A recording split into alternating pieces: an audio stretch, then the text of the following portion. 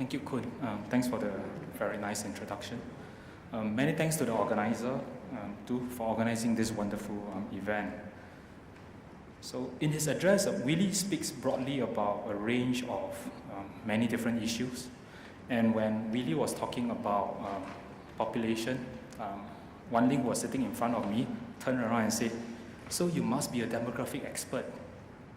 Obviously, I'm not. I'm just an architect. So I teach architecture as a living, so I'm really a generalist.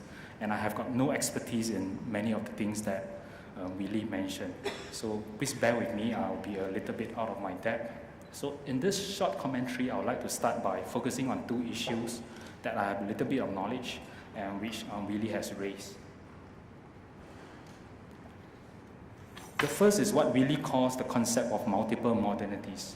He suggests that, like other non-Western countries, Singapore should question the Western or Eurocentric model of modernity and discover for itself its own model of modernity and pathway of modernization to deal with the challenge of climate crisis. The second issue arises from Willie's discussion of environmental sustainability. He praises Singapore for making impressive progress, especially in energy efficiency and the provision of green urban infrastructure. Indeed, Singapore has been ranked by the Economist Intelligence Unit Asian Green City Index as Asia's greenest metropolis. And today, Singapore is exporting its green urban design and governance expertise overseas, helping to build eco-cities in various parts of Asia.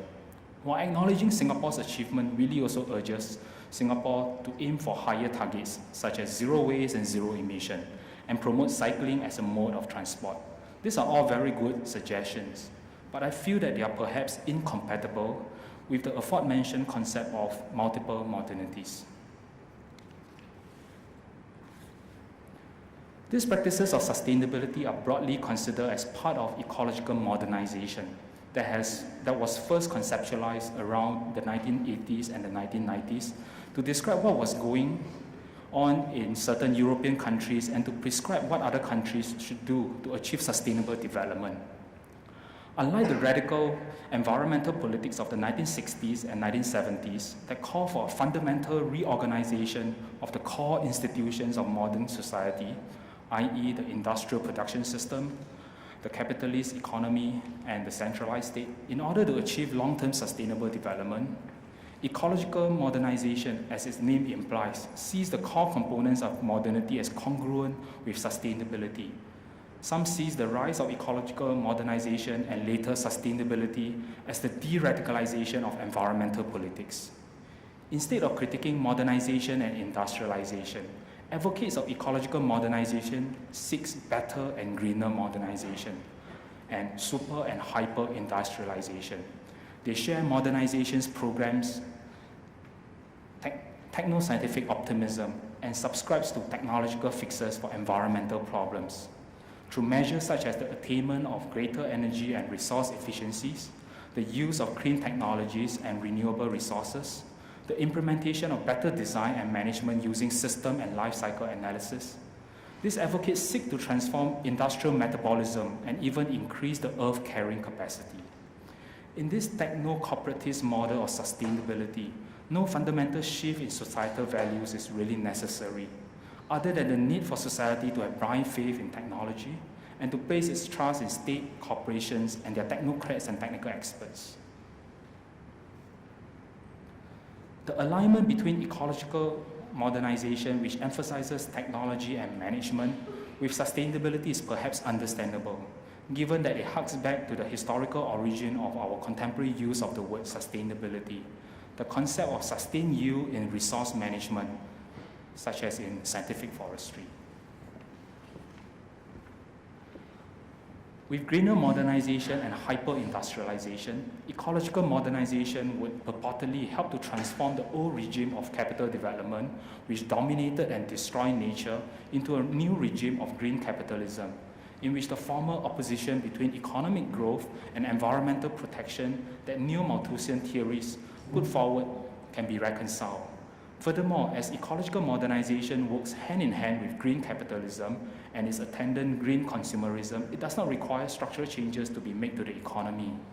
Existing production and consumption patterns remain largely intact, and the current measure of development remains unquestioned. Many critics have pointed out that the underlying assumptions of ecological modernizations are problematic.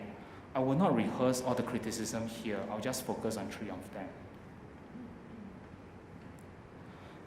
The first is the technological determinist assumption that technology has inexorable logic and will bring about predictable, if not inevitable, outcome. Unsustainability is attributed to bad and outdated technology, and the remedy proposed in turn is good advanced technology that will bring about sustainability. But as Louis Mumford notes in Techniques and Civilization, technologies cannot be divorced from their larger social pattern. Technologies are not isolated objects or mere tools used to fulfill specific ends.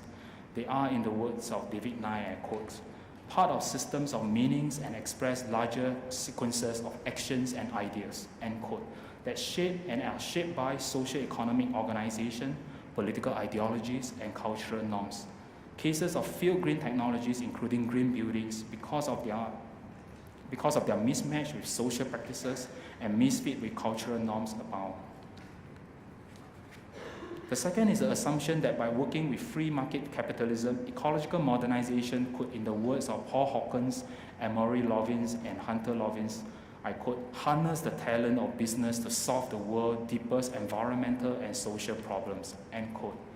But as capitalism is primarily interested in generating monetary income, critics argue that green capitalism tends to promote sustainability practices not because of their intrinsic environmental values, but because of their exchange value. Mediated by monetary value, green capitalism is thus necessarily selective about the sustainability practices that it will promote, primarily only those that would increase revenue and improve profit margins. For example, in the United States, Walmart and other big box retailers with questionable business practices have embraced the use of daylighting in their stores because it brings about energy saving, but more importantly, greater customer satisfaction that led to increased sales. But other social sustainability practices, such as paying their employees a living wage and covering their healthcare insurance, i.e. those that lack an immediate payback, are much unlikelier to be adopted by these big businesses.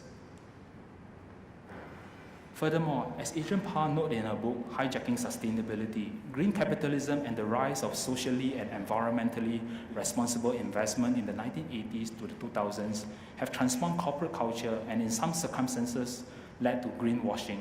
That is the use of sustainability to camouflage otherwise unsustainable business practices by large corporations.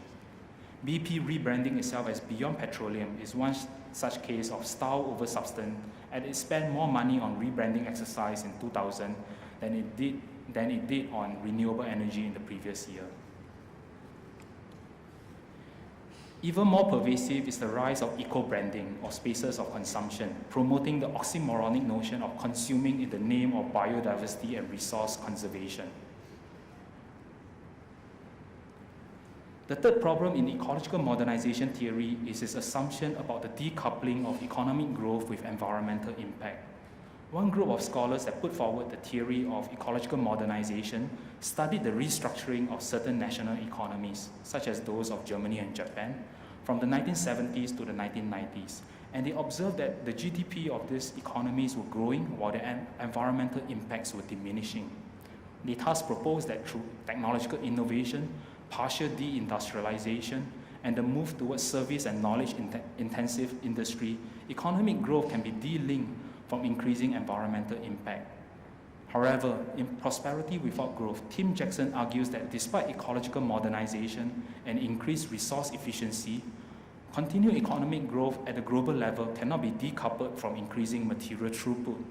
He writes, and I quote, simplistic assumptions that capitalism's propensity for efficiency will allow us to stabilize the climate and protect against resource scarcity are nothing short of delusional, end quote. The key difference in the findings between the ecological modernization theories and Jackson could be attributed in the difference in their scope of study. While the former look at national economy, the latter examine global economy. The national economies of Japan and Germany might have become greener through the outsourcing of their more polluting industry to other countries where environmental regulation was more lax. This leads me to my next question. given that climate change crisis affects all humanity, is it enough to discuss the crisis and sustainability at just the national level? In other words, is Singapore dreaming enough? Or should Singapore dream alongside others? What if Singapore's green dream becomes an environmental nightmare for others? Singapore is a small city-state, and as environmental historian like Gray Brechin tell us, any city is essentially parasitic in nature, and it does not produce enough resources to feed itself, to fuel its industry, to construct its building, and to enable its growth. Thus, any city, whether ancient or modern, Western or Asian, extract from its hinterland food, water, energy, and other material resources, and has often destructive environmental impact on its hinterland. A well-connected global city like Singapore casts even longer ecological shadows as its tentacles reach further. Can a global city like Singapore be truly sustainable? Can it have a low carbon economy without relying primarily on offsetting its carbon emissions somewhere else through the planting of trees? Can a city achieve ecological self-sufficiency in terms of the resource it consumes and the waste it produces?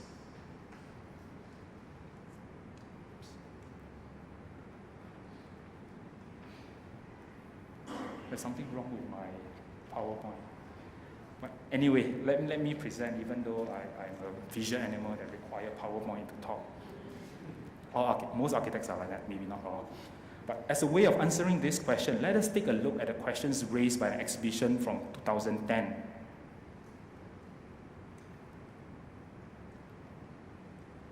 No, there's no redemption. Okay, I shall continue. At the 12th Architecture Biennale in Venice, the Singapore Pavilion features an exhibition titled 1000 Singapore, a model of the compact city. The main idea behind the exhibition is a simple and thought-provoking one. It puts forward Singapore as a model of high-density sustainable urbanism, where 710 square kilometers of land area houses a then projected population of 6.5 million. This is the model that the world should supposedly emulate. The curator postulate that I quote, 1,000 Singapores can house the entire world's population using only 0.5% of the Earth's land area, end quote. It was, however, pointed out to the curators on 1,000 Singapore's Facebook page that Singapore has a per capita ecological footprint of 7.2 hectares. But Singapore only has 0.1 hectare of physical land per capita. Thus, it has a per capita ecological deficit of 7.1 hectare, an ecological footprint 72 times larger than its physical size. A certain Richard Ho, who happened to be a well-known architect, commented on 1,000 Singapore's Facebook page, and I quote, "Surely ours is not an example to be emulated 1,000 times. It is simplistic and naive, not to mention disastrous for the world. Furthermore, as one multiplies the problem 1,000 times, the effect is exponential," end quote. The 1000 Singapore exhibition and the feedbacks it received perhaps foreground the schizophrenic nature of sustainability in Singapore, which is also evident in other ways. For example, through the ABC Waterways program, Singapore has been moving towards sustainable stormwater management practices that treat stormwater as a resource and seek to restore the watershed. At the same time, Singapore is continuing its land reclamation program to meet the needs of its expanding economy and growing population, contributing to further destruction of coastal ecologies. Or at the Gardens by the Bay, where renewable energy sources like biofuel and solar energy were used to cool the conservatories that house plants from foreign and exotic ecosystems. Or another strange juxtaposition. On the one hand, state agencies such as Building and Construction Authority of Singapore has been encouraging the use of daylight in building to cut down on the reliance on artificial illumination and attendant energy consumption. On the other hand, the state has been planning for quote-unquote livable underground cities, which has to be artificially illuminated, mechanically cooled, and ventilated to house the projected increase in population. We can go on to list many more examples of schizophrenic sustainability in not just Singapore, but also elsewhere, because schizophrenic sustainability is the norm today as cities around the world struggle to deal with competing needs of climate change mitigation and economic development. But is there no better alternative than schizophrenic sustainability? Since this is a conference about dreaming, I would like to briefly put forward an alternative that might not quite seem plausible at this moment, as it represents a radical rethink of modern society and its way of life. I'm talking about the transition movement, a global movement that first started in the UK. The transition movement seeks to address the twin challenges of climate change and peak oil. It helps to build transition towns and communities that are prepared to transit away from the current dependence on cheap fossil fuel, so that these towns and communities are better prepared for the shock of energy descent that will come after peak oil. The emphasis of these transition towns are localization and self-reliance through food and energy independence. Perhaps our new narrative of sustainability can learn from the transition movement. Thank you.